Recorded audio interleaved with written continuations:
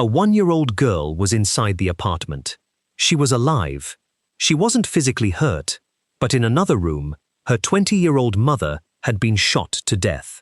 Police arrived at an apartment in Baldwin Borough, Pennsylvania, late on a Friday afternoon. What they found immediately turned the address into a homicide scene. But there was something about the timing that made the situation even harder to understand. Because according to later reporting, investigators believed the shooting may have happened much earlier, not minutes earlier, hours. And that raised a question that would hang over everything that followed. What exactly happened inside that apartment before anyone called for help? The young woman police found was Ramiah Griffin. Most people who knew her called her Remy.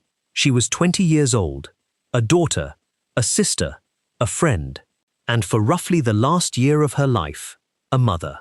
Over the next 12 days, Remy's family would learn that understanding what happened to her meant looking much closer at the people who had already been part of her life. Because when police finally made an arrest, the name wasn't unfamiliar. Far from it. This is the story of Ramiah Remy Griffin. And to understand why the arrest hit her family the way it did, we have to start before detectives had publicly identified anyone. Before the funeral. Before the custody hearing. Back when the only thing Remy's family knew for certain was that she was gone. Remy had connections throughout the Pittsburgh area. She graduated from Stowe Rocks High School and had also attended Gateway High School and Propel. Her family described her as someone with a large circle of friends. Her sister, Ramiah Griffin, was especially close to her. Ramiah would later describe Remy as her best friend. When she tried to explain Remy to reporters after the killing, she didn't begin with accomplishments or a list of things Remy had done. She talked about her presence, her smile, the way people responded when Remy walked into a room. That matters later, because when Remy's community gathered to remember her, the turnout showed that she had been much more than a name on a police report. By early 2024, another part of Remy's life had become central. She had a daughter, a little girl around 1 year old. For somebody who was only 20 herself, motherhood had become part of everyday life. Diapers, milk, clothes that stop fitting almost as soon as you buy them, wipes, bath time, the constant rhythm of caring for a baby who depends on you for almost everything. And on February 9, 2024, that child became part of a homicide investigation before she was old enough to understand what the word homicide meant. It was a Friday. Emergency services were notified about a shooting in the 5400 block of Youngridge Drive in Baldwin Borough, southeast of Pittsburgh. Police reached the apartment shortly after 4:30 that afternoon. Inside, they found Remy. She had suffered multiple gunshot wounds. She was pronounced dead at the scene. She was 20 years old. Then officers found the child. Remy's 1-year-old daughter was in an adjacent room, alive, physically unharmed. Take the basic facts as they were known at that moment. A 20-year-old woman is dead inside her apartment. Her baby is still there. Police have not publicly said who did it. There is no announced motive, no public suspect, just a homicide scene, a dead mother, and a 1-year-old child who cannot tell detectives what happened. And then came the timing. WPXI later reported that homicide detectives believed Remy had been shot 12 times, likely around 3 in the morning. Neighbors told the station that the early morning hours were also when gunfire had reportedly been heard. Police were not called to the apartment until after 4:30 in the afternoon. If those reported times are correct, more than 13 hours separate the likely shooting from the police response.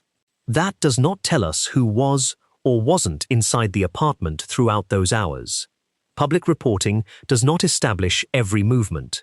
And it would be wrong to fill those gaps with assumptions. But it does leave one disturbing question.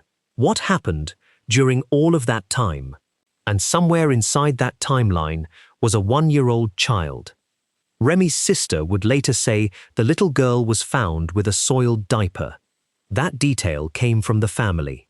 and it brings the story out of police terminology and back into ordinary life. A baby needed changing. A baby needed feeding. A baby needed an adult. Her mother was dead. Before we go further, I want to ask you something. If you were Remy's family in those first hours, knowing she had been killed and her baby had been found alive inside, what would you need answered first? Who did this? Or why? Tell me in the comments which question would matter more to you at that moment. Because Remy's family was about to spend the next several days asking both. Allegheny County homicide detectives took over the investigation. From the outside, this stage of a case can look slow. Interviews, timelines, surveillance footage, phone calls, people being asked where they were, vehicles being checked, relationships being examined. But for detectives, those small pieces are how a homicide begins to take shape. They needed to understand who had access to Remy, who had reason to be near her apartment, who had been seen coming or going, and who might know something they had not yet told police. At this stage, there was no publicly identified suspect. That matters, because the way Remy's family experienced those first days was very different from the way we experience the story now. We know police eventually made an arrest. They didn't. They were burying a 20-year-old woman while still wondering who had taken her life. That uncertainty followed them into the first major public gathering after Remy's death. 6 days after the shooting, roughly 200 relatives, friends, and community members gathered at the Stowe Rocks High School football field. They came to remember Remy. They released balloons. They shared memories. And her family spoke publicly about wanting answers. For Maria, the question was painfully simple. Who would want to do something like this to her sister? Remy's aunt, Tamara Guyton, also expressed hope that whoever was responsible would soon be caught. Think about where the family was emotionally at that point. They weren't discussing a trial. They weren't arguing about evidence. They didn't publicly know who police were looking at. They were still trying to understand why Remy had been targeted at all. And this is where knowing who Remy was matters. Because a homicide report can reduce a person to a few lines. Female, age 20, multiple gunshot wounds, pronounced dead at the scene. But that wasn't what her family had lost. Mariah had lost the sister she considered her closest friend. A little girl had lost her mother. A family that expected to watch Remy grow into adulthood was suddenly trying to work out how to raise her child without her. Within days, Maria created a fundraiser. The list of needs was ordinary: diapers, wipes, clothes, shoes, baby wash, milk, basic things. Any extra money, the family said, would eventually go toward the child's future. There is something about that list that says more than a dramatic sentence ever could. Remy had been alive. Then she wasn't. And somebody still had to buy the diapers. Mariah had already made her intentions clear. She planned to help raise her niece. She wanted the little girl to grow up knowing who her mother was. If you appreciate true crime documentaries that slow the story down, separate what is documented from what is repeated online, and keep the victim at the center, subscribe to Homicide Retold. That is what this channel is here to do. Because in Remy's case, the most important part of the story had not yet been revealed. There was another person connected to that child, her father. But before we get to him, we need to understand where detectives were going. Police later said witness interviews and surveillance video helped them identify the person they believed was responsible for Remy's shooting. Those two things matter for different reasons. Witnesses tell investigators what people remember. Surveillance can sometimes give them something memory cannot. A vehicle, a time, a direction, a person arriving, a person leaving. Public reporting does not provide every detail of what investigators saw on those recordings, so we should not pretend it does. But police were clear about the result. The combination of interviews, surveillance, and other investigative work pushed them toward one man. At this point, stop and think about the case only with what you know so far. A young mother has been found dead. Her baby is alive inside. Police are reviewing surveillance and interviewing people around her. Nobody has publicly announced a motive. If you were following this case in real time, would you be looking first at someone close to Remy, or would you be thinking this was somebody outside her normal circle? Leave your answer below before I tell you where detectives went next, because the person they focused on was not outside Remy's life. He was already deeply connected to it. His name was Adeline Mukamba Itongwa. He was 22 years old and lived in Monroeville. And this is where the case changes. Adeline was the father of the 1-year-old girl police had found inside Remy's apartment. The same child who had survived the scene where her mother died. But even that does not fully explain why the arrest would be so difficult for Remy's relatives to process. Adeline had been part of Remy's life for years. According to Maria, Remy and Adeline had been together for roughly 4 years. Think about what that means at their ages. Remy was only 20 when she died. A 4-year relationship reaches back into her teenage years. They eventually had a child together. But by the time Remy was killed, Maria said the romantic relationship had ended. They were co-parenting. From the outside, Maria said things appeared civil. That creates one of the biggest unanswered questions in the case. If the relationship was over and they were supposedly raising their daughter separately, what was really happening between them? This is where we have to be careful. There is no verified public evidence I have found establishing that Remy was killed because of jealousy. There is no established custody motive, no confirmed new boyfriend, no documented final argument that explains everything, and no responsible documentary should manufacture one simply because the story feels like it ought to have a clean answer. It doesn't. Maria did tell reporters that she personally had doubts about Adeline. She described him as shady. She also suggested that things she had heard about what happened behind closed doors had made her uncomfortable, but she did not publicly provide a complete history of what those things were. That distinction matters. A family member being uneasy tells us something about her perspective. It does not give us permission to invent years of abuse, threats, or arguments that public records do not establish. So for now, leave that question open. What had actually been happening between Remy and the father of her child? And there was another relationship that mattered almost as much. Adeline's relationship with Remy's family. According to Maria, they knew him well. He had been around them for years. He came to family dinners. He attended birthdays. He had a child with Remy. Maria later summed it up simply. They treated him like family. That is where I want your reaction. What would disturb you more, finding out police had accused the father of Remy's child, or realizing that the person they accused was somebody her family had welcomed to dinners, birthdays, and family gatherings for years? Tell me which part you think would be harder to process. Because Remy's relatives were about to confront both realities at once, detectives kept working, and Remy's family kept grieving. The vigil passed, then came the funeral. According to Maria, Adeline attended. The father of Remy's daughter, her former partner, a man her relatives had known for years. He was there. Maria later remembered that he mostly kept to himself.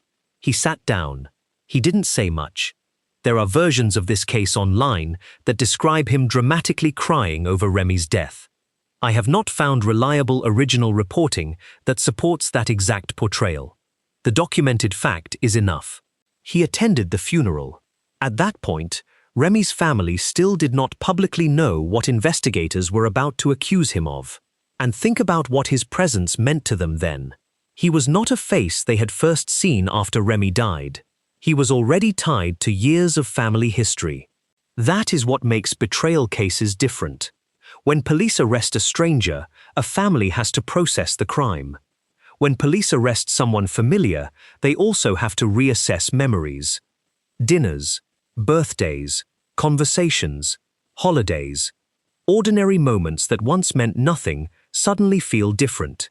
That does not prove what somebody was thinking in those moments, but it changes how the survivors remember them. And less than 2 weeks after Remy was found dead, detectives were ready to act. On February 21st, 12 days after the homicide, Allegheny County Police announced an arrest. Adeline Itongwa was taken into custody. Police charged him with criminal homicide. They also charged him with endangering the welfare of a child. Investigators said witness interviews and surveillance video had led them to identify Adeline as the person they believed was responsible for Remy's shooting. Legally, that wording matters. A police accusation and a criminal charge are not the same thing as a conviction. The reliable public record I was able to verify establishes the charges. It does not establish a final murder verdict that would allow us to speak as though a jury has already resolved every disputed fact. But from the family's perspective, the news itself was devastating. The father of Remy's child was now the man police were accusing of killing Remy, and the way Ramiah learned about the arrest made the moment even harder. She and her mother were on their way to a custody hearing. A custody hearing for Remy's daughter, the same little girl who had been found alive inside the apartment. Think about that sequence. A child loses her mother. Her aunt and grandmother begin trying to determine how she will be cared for. They head toward a legal proceeding dealing with that child's future. And on the way, they learn that police have arrested the child's father in connection with her mother's death. That was the shock that came days later. Not simply that police had found a suspect, but who that suspect was. The man who had shared years of Remy's life. The father of her daughter. The person Remy's family said they had welcomed to dinners and birthdays. The man who had reportedly been present at her funeral. Now go back to the first scene. A 1-year-old girl found alive in another room. At the beginning, she was simply the child who survived. Now everything about that detail feels different. Her mother was dead. Police were accusing her father, and Remy's relatives were left to care for the little girl caught in the middle of both.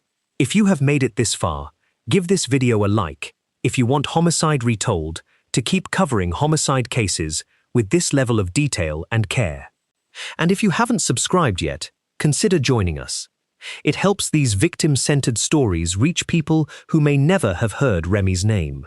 Ramiah's anger after the arrest was unmistakable. She believed whoever killed Remy had wanted the family to find the scene the way they did. She focused especially on her niece being left there and the condition in which the child was found. That reaction gives us another way to understand why prosecutors included an endangering the welfare of a child charge. The baby had not been physically shot, but investigators alleged that the circumstances placed her welfare at risk. There is also another layer to what happened after the arrest. Later that month, Allegheny County Police executed a search warrant at Adeline's Monroeville residence in connection with the Baldwin homicide investigation. During that search, authorities reportedly noticed something that led into an entirely separate criminal case. A deposit bag associated with Giant Eagle. That observation became relevant to an investigation in Westmoreland County involving missing pharmacy deposit bags. According to the Westmoreland County District Attorney's Office, investigators alleged that deposit bags had disappeared from several pharmacy locations during 2023. Adeline had worked as a courier servicing some of those locations. Authorities later accused him and another man in connection with those separate theft allegations. That information is part of the public record, but there is an important boundary around it. There is no verified evidence I have found that Remy knew about those alleged thefts. There is no reliable evidence that they had anything to do with her death. There is no basis for saying she was killed because she was going to expose anything. Those would be theories, not facts. The reason the separate case matters here is narrower. A search conducted because of Remy's homicide investigation reportedly uncovered information that authorities believed was relevant to another criminal investigation. Beyond that, we should not force the stories together, because the largest question in Remy's death remains exactly where it was. Why? Why would a 20-year-old mother be shot repeatedly inside her own home? Why was her child left nearby? What happened between Remy and Adeline after their romantic relationship ended? What did Mariah mean when she said things she had heard about what happened behind closed doors had concerned her? And what, specifically, do investigators believe happened during the hours before Remy died? Public reporting answers some of those questions, not all of them. And sometimes the missing answer is part of the case. There is a temptation in true crime to turn every homicide into a puzzle where the final 10 minutes explain human behavior perfectly. Real cases do not always work like that. Sometimes police identify the person they believe committed a crime without the public ever receiving a complete explanation for why. Sometimes a family gets an arrest before it gets understanding. And those are not the same thing. So let me ask you another question. If somebody you loved was killed and police told you they believed they knew who was responsible, but they could not give you a clear reason why it happened, would that feel like an answer? Or would the missing motive keep you searching? Tell me what you think. Because that is where Remy's family appears to have been left publicly. The practical consequences arrived immediately. Her daughter still needed raising. The fundraiser created by Mariah showed what that meant. People donated thousands of dollars, more than 100 individual donations.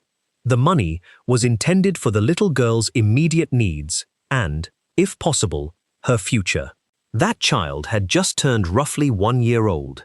She would grow up with no personal memory of the things adults were discussing in news reports, no memory of detectives coming to the apartment, no understanding of what the charges against her father meant. Her family would have to decide how and when to tell her about her mother. Mariah had already said she intended to make sure her niece knew who Remy was.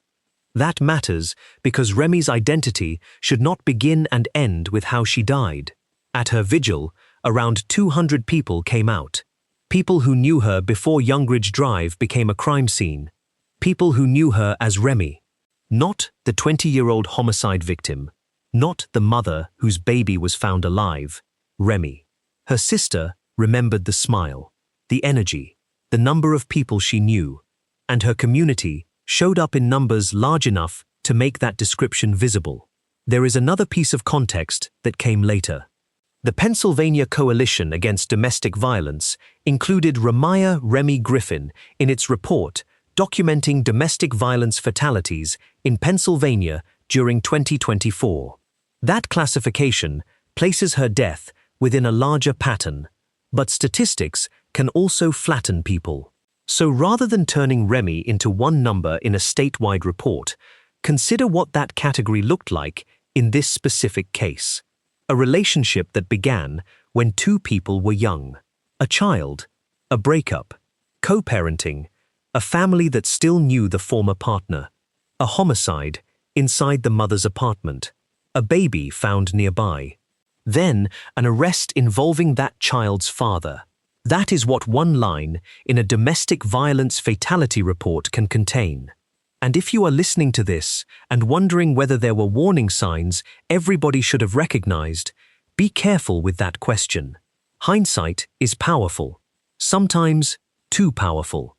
Mariah said she had concerns, but public reporting does not give us enough information to construct a clear ladder where one warning inevitably leads to murder. We should not take things she said after losing her sister and turn them into proof that Remy somehow should have known what was coming. She was 20. She had a child. She was trying to live her life. The responsibility for violence belongs to the person who commits it, not to the person who failed to predict it. And the legal aftermath did not end when television cameras moved on. The weeks after February 2024 brought charges, searches, and separate allegations. The following year, public legal notices showed the administration of Remy's estate continuing. That is another side of homicide that rarely makes a thumbnail. Once police tape comes down, somebody still has to handle the paperwork. Property, accounts, legal responsibilities, custody, a child's future. The story keeps moving after reporters stop standing outside the apartment, and as of the latest reliable public information I was able to verify for this documentary, I have not found a final murder conviction or homicide sentence that I can responsibly present as established fact, so the legal description remains important. Adeline Itongwa was arrested and charged with criminal homicide and endangering the welfare of a child.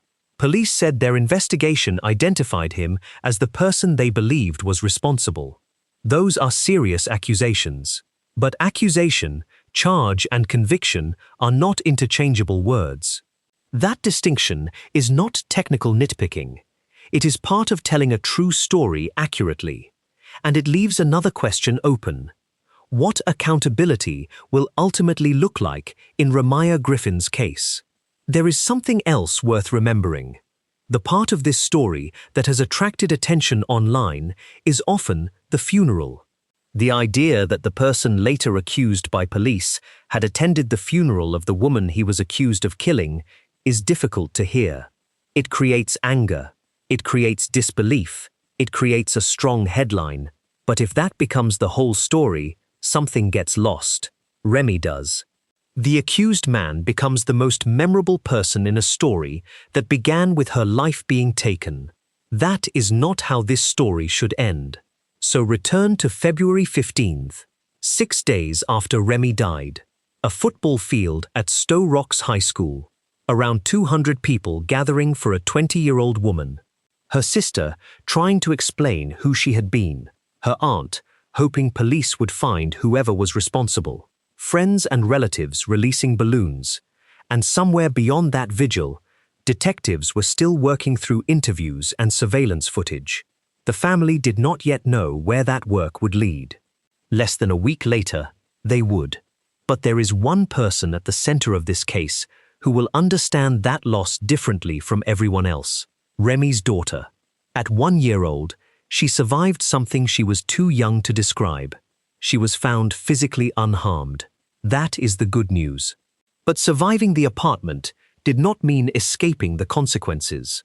Her mother was gone. Her father was arrested. Her aunt and grandmother were heading to court to work out custody. And strangers began donating money to help buy the things her mother would otherwise have been there to provide. Diapers, clothes, food, shoes, eventually, school. That is where the scale of the story becomes small again. And it should. Because homicide statistics are enormous until you look at what one death actually removes. One person from a dinner table. One sister from a phone call. One mother from a child's future. Ramiah Griffin was 20 years old. She had barely begun adulthood. And whatever the courts ultimately determine about the allegations against Adeline Itongwa, one fact does not depend on a verdict. Remy is dead. Her daughter is growing up without her. Her family has been left carrying questions that an arrest alone cannot answer. Why did this happen? What took place inside that apartment during those early morning hours? What happened in the relationship that the public never saw? And why was a 1-year-old girl left in the middle of it? The investigation gave Remy's family a name. It gave prosecutors charges. What it has not publicly given them is a complete explanation. Maybe that is why the simplest image from this case remains the hardest one. A little girl was found alive inside an apartment. Her mother was not. Her name was Ramiah Griffin. Most people called her Remy. She was 20 years old. And she should have had much more time. If you want more carefully researched homicide documentaries that remember the victim before the crime, subscribe to Homicide Retold and turn on notifications so you don't miss the next case. And before you leave, answer this final question in the comments. Which part of Remy's case stayed with you the most? The baby being found alive inside, the hours between the reported gunfire and the police response, the identity of the man police arrested, or the fact that Remy's family had treated him like one of their own? I'll be reading your thoughts below. This is Homicide Retold.